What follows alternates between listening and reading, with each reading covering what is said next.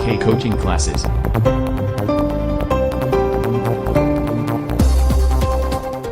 मेरे प्यारे बच्चों, आप सभी को नमस्कार। देखिए बेटा, क्लास 8 में चैप्टर 6 वाला मैं वर्ग और वर्गमूल करा रहा हूँ। वर्ग वर्गमूल की वीडियो डाल चुका हूँ। फिर भी देखिए, आपको 10 तक वर्ग याद होंगे। देखिए कैसे हैं वर्ग। देखो, 1 का वर्ग होता है बेटा 1, जानते हो आप। 2 का 2, आपको लगभग 10 तक तो 100 तक 10 का वर्ग 100 होता है, आपको याद ही होगा। इसके बाद बेटा आगे देखते हैं हम कि हमने ट्रिक बताई है आगे वर्ग निकालने की। ऐसे आपको चाहिए 21 का चाहिए मेरे प्यारे बच्चों, 21 का वर्ग चाहिए। तो मैंने आपको बताया 21 लिखोगे, इसका वर्ग निकालना है। तो आपको ये क्वेश्चन था, मान लो ये हल में देखते हैं। ऐसे डाल के 21 का वर्ग हमने निकाला यहाँ पर, तो हमें ऐसे लाइन खींचनी चाहिए बेटा।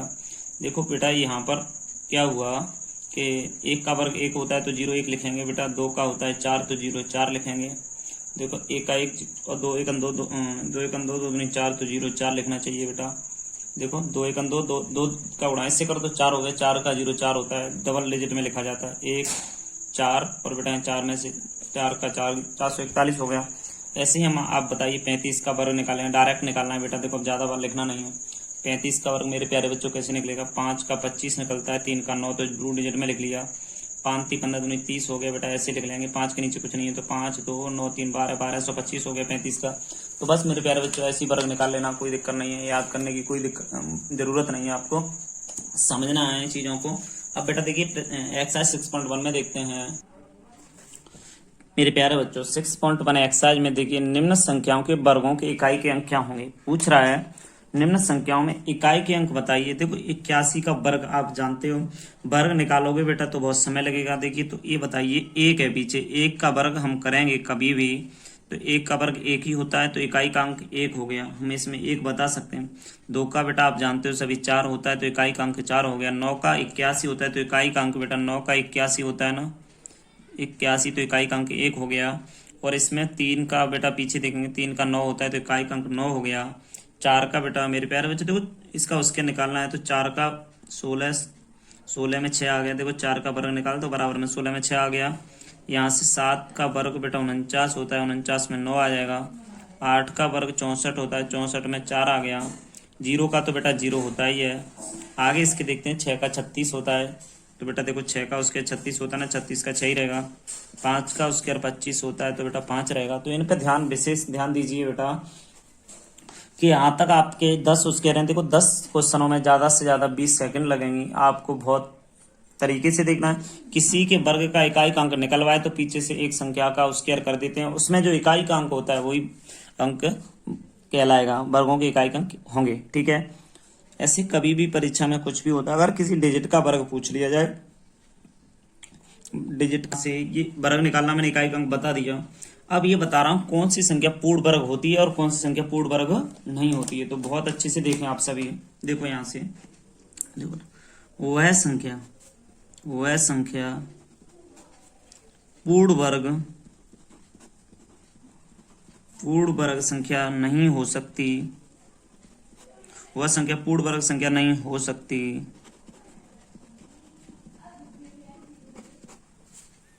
जिसका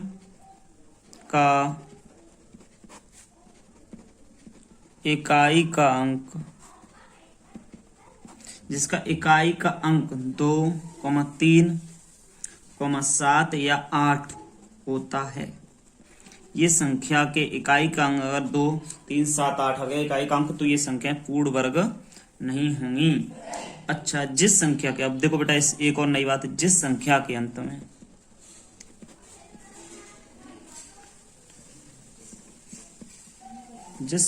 अंत में शून्यों की संख्या विषम हो तो वह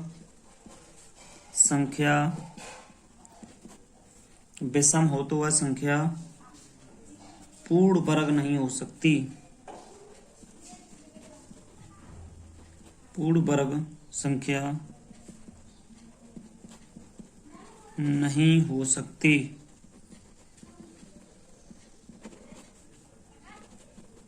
विशेष ध्यान देना इस रूल पर। वह संख्या पूर्ण वर्ग संख्या नहीं हो सकती वह संख्या पूर्ण वर्ग संख्या नहीं हो सकती जिसका इकाई का अंक 2, 3, 7 या 8 होता है।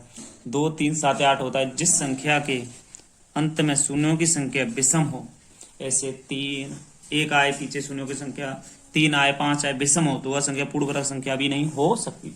विशेष ध्यान रखना, 2, 3, 7, 8, 2 के बाद 3, 7 के बाद 8 क्या निकलना, आपको 2 रखना है, 7, 8 रखना है। 2, 3 और 7, 8 और 0 की संख्या विषम हो तो वो संख्या पूर्ण वर्ग नहीं होगी। तो वर्गों की बात करते हैं।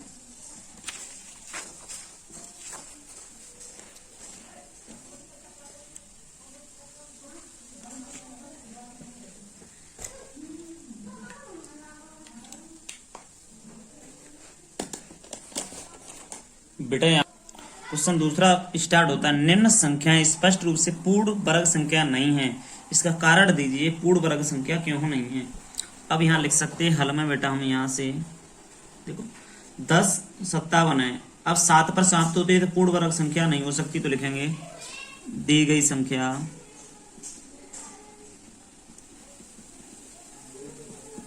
दी गई संख्या 10, 57 7 पर समाप्त होती है, अतः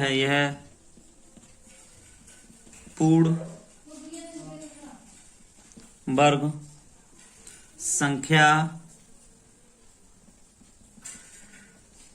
पूर्ण वर्ग संख्या नहीं हो सकती है। बेटा देखिए क्वेश्चन इसके आगे 8 क्वेश्चन है। तो पहला है 10, 57 में दी गई संख्या 10, 57 पर 7 पर समाप्त होती है, तो यह पूर्ण वर्ग संख्या नहीं हो सकती। अब ये 3 पर है तो आप इसमें तो कह दोगे कैसे कि यहाँ 3 पर समाप्त हो रही है। तो मैंने आपको बताया था 2, 3 और 7, 8 को याद रखना है हमें, और पीछे विषम संख्याएं हों उनको याद रखना है 0 की। तो आप इसमें भी हल में क्या लिखोगे मेरे प्यारे बच्चों, यहाँ भी लिखोगे दी गई संख्या 2, 3, 4, 5, 3 पर समाप्त होती है, अतः यह पूर्ण वर्ग संख्या नहीं है या नहीं हो सकती है। तो बेटा क्वेश्चन तीसरा है, 8 आ गया। मैंने कहा था 2, 3, 7, 8 याद रखना है। 8 में क्या करेंगे हल, दी गई संख्या 7, 9, 2, 8 8 पर समाप्त होती है, अतः यह पूर्ण वर्ग संख्या नहीं हो सकती है। इतना सिंपल क्वेश्चन है बेटा। क्वेश्चन नंबर 4 देख, चौथा क्वेश्चन है बेटा 2। तो हमने कहा 2 पीछे हो वो भी संख्या पूर्ण वर्ग नहीं होती। तो आपको बस हल में क्या लिखना है, दी गई संख्या 2, 2, 5, 6 बार है बेटा, 2 पर समाप्त होती है, अतः यह पूर्ण वर्ग संख्या नहीं हो सकती है। पूर्ण वर्ग संख्या बेटा नहीं हो सकती है। क्वेश्चन 5वां देखते हैं हल में। 0 की संख्या कैसी है, विषम। बेटा 0 की संख्या विषम है तो ये भी पूर्ण वर्ग नहीं हो सकती। तो इसमें भी लिख लेंगे दी गई संख्या में, दी गई संख्या 6, 4, 0, 0 पर, इसमें 0 अगर है तो बेटा इसको एक नए तरीके से लिखेंगे। दी गई संख्या कितनी, 1 यहाँ लिखेंगे, 1 विषम संख्या 0 पर समाप्त होती है, अतः यह पूर्ण वर्ग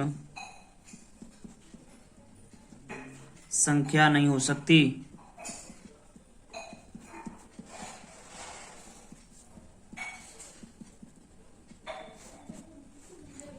है। पूर्ण वर्ग संख्या नहीं हो सकती है। क्वेश्चन 6 वाला मेरे प्यारे बच्चों क्या है, देखो इसमें दी गई संख्या 89722 2 पर समाप्त होती है, अतः यह पूर्ण वर्ग संख्या नहीं हो सकती है। पूर्ण वर्ग संख्या नहीं हो सकती है। इसके बाद बेटा ये हल में 7वां क्वेश्चन आ रहा है, यहाँ लिखेंगे बेटा 0 की बात आ गई, विषम है ना, दी गई संख्या 222200 एक विषम संख्या 0 पर समाप्त होती है, अतः यह पूर्ण वर्ग संख्या नहीं हो सकती है। तो बेटा ये चीज़ें यहाँ से विशेष ध्यान रखना, इस पर क्वेश्चन सिंगल रह गया। इस क्वेश्चन को देखो मेरे प्यारे बच्चों क्या कह रहा है हल में, पीछे देखो 1 है, तो इसमें क्या लिख सकते हैं हम, दी गई संख्या